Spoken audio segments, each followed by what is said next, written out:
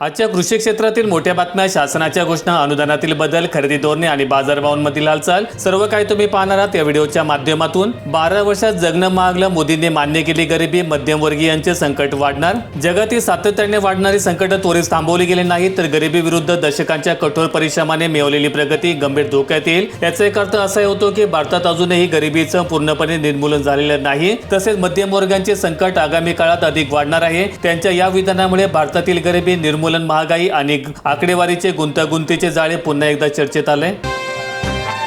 शेतकऱ्यांना आवश्यक कामे उरकून घेण्याचा सल्ला, जूनच्या पहिल्या आठवड्यात मान्सून येण्याचा अंदाज, शेतकऱ्यांना दिलासा मिळेल। मान्सून कोकण मार्गे मराठवाड्यामध्ये अंदाजे 10 ते 12 जून पर्यंत धडक मारतो, मात्र यंदा मान्सूनची गती 4 दिवस वेगाने होते। यात हवामानामध्ये कोणताही अपेक्षित अडथळा न आल्यास अंदाजे जूनच्या पहिल्या आठवड्याच्या अखेरीस म्हणजे 8 ते 9 जून पर्यंत मराठवाड्यामध्ये मान्सूनचं आगमन होईल असा अंदाज वर्तवण्यात आलाय।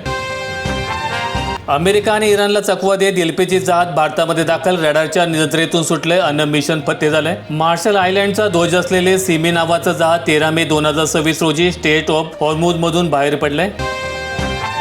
सरकारने जलसंवर्धन केलं असतं तर पाण्याची समस्याच नसती, केंद्रीय मंत्री नितीन गडकरी यांचं मत। नागपूर जलसंवाद कार्यक्रमामध्ये चिंतन, लोक देवावर आणि सरकारवर विश्वास ठेवतात, मात्र सरकारने जलसंवर्धन केलं असतं तर पाण्याची समस्या निर्माण झाली नसती, असं मत केंद्रीय रस्ते वाहतूक आणि महामार्ग मंत्री नितीन गडकरी यांनी व्यक्त केलंय। खरीप हंगामाआधी डिझेलचा तुटवडा, वाशिममध्ये हाणामारी, हिंगोलीमध्ये लांबत लांब रांगा, तणाव वाढला। डिझेल खरेदी करण्यासाठी शेतकऱ्यांनी आपल्या कंटेनरसह गोरेगाव पेट्रोल पंपावर पहाटेत लांबत लांब रांगा लावल्या होत्या। शेतकरी सकाळी 6 वाजल्यापासून डिझेलची वाट पाहत होते, परंतु 6 ते 7 तास उलटून देखील अनेकांना ते मिळू शकलं नाही। कांदा प्रश्नी रोहित पवार आक्रमक, उत्पादकांसह लासलगाव येथे आज करणार आंदोलन। बहुतांश कांद्याची खरेदी 800 रुपयांपेक्षा कमी दराने। केंद्राने नाफेड मार्फत 12 रुपये 35 पैशाने प्रति किलो दराने कांदा खरेदी म्हणजे शेतकऱ्यांच्या जखमेवर मीठ चोळण्याचा प्रकार, अशी संतप्त प्रतिक्रिया राज्यभरात येऊन उमटत आहेत। यवतमाळ जिल्ह्यातील पुसद बाजार समितीमध्ये वजन मापामध्ये घोटाळा, 2 मोजण्यामध्ये 9 क्विंटल 78 किलोचा फरक, शेतकऱ्यांना आर्थिक भुर्दंड। पुसद तालुक्यातील आमटे येथील एका शेतकऱ्याने शनिवारी पुसद बाजार समितीमध्ये गहू विक्रीसाठी आणला होता। लिलाव झाल्यानंतर मालाची गाडी काटा करावं लागते, त्यावेळी पहिल्यांदा 42 क्विंटल 35 किलो वजनाचा काटा झाला, मात्र शेतकऱ्याला शंका आल्यामुळे 24 मिनिटांनंतर परत वाहन वजन काट्यावर लावले। यावेळी मात्र त्याच गव्हाचं वजन 52 क्विंटल 10 किलो भरलं। अवघ्या 24 मिनिटांमध्ये तब्बल 978 किलोची तफावत पाहून शेतकरी चक्रावला। राष्ट्रवादीतील संघर्ष शिगेला, नाराज पटेल आणि तटकरे यांनी घेतली शरद पवारांची भेट, मुख्यमंत्री आणि पार्थ पवार यांच्यात देखील चर्चा। राष्ट्रवादीच्या एका बड्या नेत्याने अजित पवार यांच्याविषयी केलेले वक्तव्य दुसऱ्या एका नेत्याने रेकॉर्ड केलं होतं, त्याची क्लिप अजित पवार यांना ऐकवण्यात आली होती। आता तरी उपमुख्यमंत्री सुनेत्रा पवार आणि पार्थ पवार यांना देखील ऐकवण्यात आली आणि या आक्षेपार्ह क्लिपमुळेच राष्ट्रवादीमध्ये ही धुसफूस सुरू झाल्याचं बोललं जातंय। हॉर्मुझमधून स्वतंत्र सागरी मार्ग लवकरच खुला करणार, इराणकडून वाहतूक नियमनासाठी व्यावसायिक यंत्रणा तयार। हा मार्ग केवळ व्यापारी जहाजे आणि इराणशी मैत्रीपूर्ण संबंध ठेवणाऱ्या देशांसाठीच खुला असेल। या विशेष मार्गाचा आणि इराणकडून पुरवल्या जाणाऱ्या सुरक्षा सेवांचा वापर करण्यासाठी जहाजांना शुल्क द्यावं लागणार। पुढील वर्षाच्या शुभमंगलसाठी आतापासूनच लगीनघाई, केवळ 36 मुहूर्त, मंगल कार्यालय, लॉन्स आणि केटरिंग बुकिंगसाठी धावपळ सुरू। वीज मीटर स्मार्ट होणार, लाईट जाताच कळणार, अत्याधुनिक तंत्रज्ञानाचा वापर, आता कारभारही गतिमान होणार। एखाद्या भागात किंवा घरामध्ये वीज पुरवठा खंडित झाला की त्याची माहिती आता ग्राहकाला फोन करून देण्याची गरज उरणार नाही। हे काम आता थेट स्मार्ट मीटर करणार आहे। स्मार्ट मीटरद्वारे वीज गेल्याची माहिती महावितरणच्या कंट्रोल रूमला मिळणार आहे। भाडेपट्ट्यावर शेतकरी असणाऱ्यांना आता पीक कर्ज, विम्याचा हक्क, जमिनीचे तोंडी आणि सध्या कागदावरील व्यवहार आता इत्या जमा होतील। करार संपतात जमीन मूळ मालकाकडे परत, मालकी हक्काची हमी या कायद्यामध्ये आहे। या नियमामध्ये सर्वात महत्त्वाचा मुद्दा म्हणजे कराराची मुदत संपतात जमिनीचा ताबा कोणत्याही वादाशिवाय मूळ मालकाकडे परत जाणार आहे। साधे इन्फेक्शन जीवावर बेतू शकतं, 40 नंतर ही लसीकरण गरजेचे, नवीन विषाणूंचा धोका, प्रौढांनाही विशिष्ट लसीकरण आणि बूस्टर डोसची निवांत गरज। एकदा लहानपणी लसीकरण झालं की आयुष्यभराची सुटका झाली, हा आपल्याकडील अनेकांचा गोड गैरसमज आहे। परंतु वाढत्या वयासोबतच शरीराची गणितं बदलतात, प्रामुख्याने वयाची 40 ओलांडल्यानंतर शरीरातील अंतर्गत बदलांमुळे प्रौढांनाही विशिष्ट लसीकरण आणि बूस्टर डोसची नितांत गरज असते। सोलापूरचा पारा उच्चांकी पातळीवर, 44 अंश पार, यंदाच्या उन्हाळ्यातील सर्वात उष्ण रविवार, रस्ते निर्मनुष्य।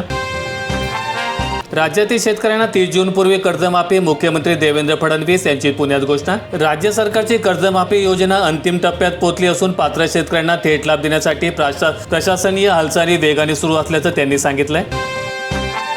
होर्मुझच्या नाकाबंदीमुळे खरीप हंगामावर सावट, ऐन हंगामामध्ये रासायनिक खते, कीटकनाशकांची टंचाई जाणवणार, दरवाढ होण्याची चिन्ह महाराष्ट्रातील शेतकरी वर्ग हवालदिल.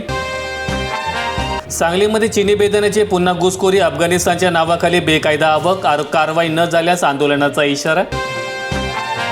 गडचिरोली जिल्ह्यात 5 लाख क्विंटलहून अधिक धान उघड्यावर, रब्बीची धान खरेदी रखडली, खरेदी व्यवस्थेचा प्रश्न पुन्हा ऐरणीवर. काही केंद्रांवर गोदामांची व्यवस्था असली तरी बहुतांश ठिकाणी धान साठवणुकीसाठी पुरेशी सुविधा उपलब्ध नाही. गेल्या वर्षी काही केंद्रांवर उघड्यावर ठेवलेलं धान पावसामुळे भिजून खराब झाल्याची उदाहरणं समोर होती.